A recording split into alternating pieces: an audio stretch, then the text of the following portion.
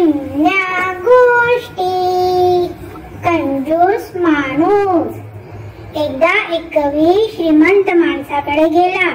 तिथे त्याने आपल्या सर्व कविता गाऊन दाखविल्या आणि आशा केली की तो श्रीमंत माणूस आपल्याला काहीतरी उत्तम बक्षीस देईल।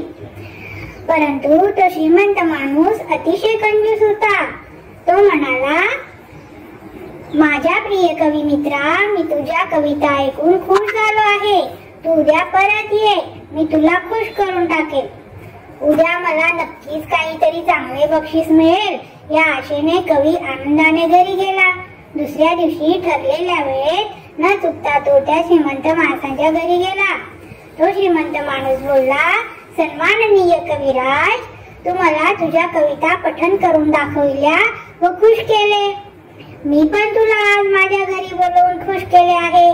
प्रत्यक्षात तुम्हाला काहीही दिलेले नाही, त्याचप्रमाणे तुला सुद्धा काहीच मिळणार नाही। आता आपला व्यवहार संपला आहे। तो कवी खूप निराश झाला।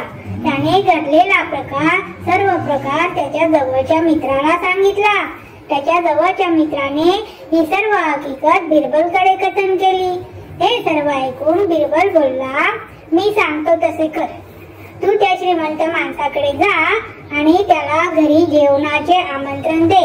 तसेच तुझ्या कवी मित्राला पण बोलव, अर्थातच मी पण तिथे असेल। काही दिवसानंतर बिरबलने ठरवलेल्या योजनेप्रमाणे जेवणाचा कार्यक्रम ठरला। आधी ठरल्याप्रमाणे तो श्रीमंत माणूस जेवणाच्या कार्यक्रमाला वेळेवर पोहोचला। तेव्हा बिरबल कवी व अन्य मित्र एकमेकांबरोबर बोलत होते। वेळ जात होती तरी पण जेवण वाढले गेले नाही। सर्व पाहुणे एकमेकात गप्पा मारण्यात व्यस्त होते। शेवटी त्या श्रीमंत माणसाचा संयम सुटला व तो बोलला, जेवणाची वेळ निघून गेली आहे। आपण येथे जेवणासाठी आलेलो नाही का? जेवण कसले जेवण? बिरबल बोलला।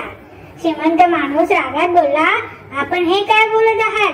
कसले जेवण? आपण येथे जेवणासाठीच एकत्र जमलो आहोत ना? बिरबल बोलला, आपणास जेवणाचे असे काही आग्रहाचे आमंत्रण नव्हते। असे सांगितले गेले होते की जेवणाला या। तो श्रीमंत माणूस नाराज झाला आणि रागात बोलला, हे काय?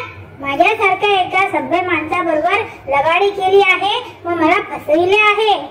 बिरबल हसायला लागला आणि बोलला, मी असं कधी बोललो की ही वर्तणूक योग्य आहे?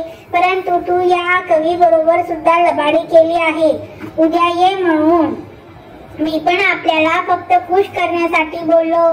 कृपया तू पण जेवायला ये।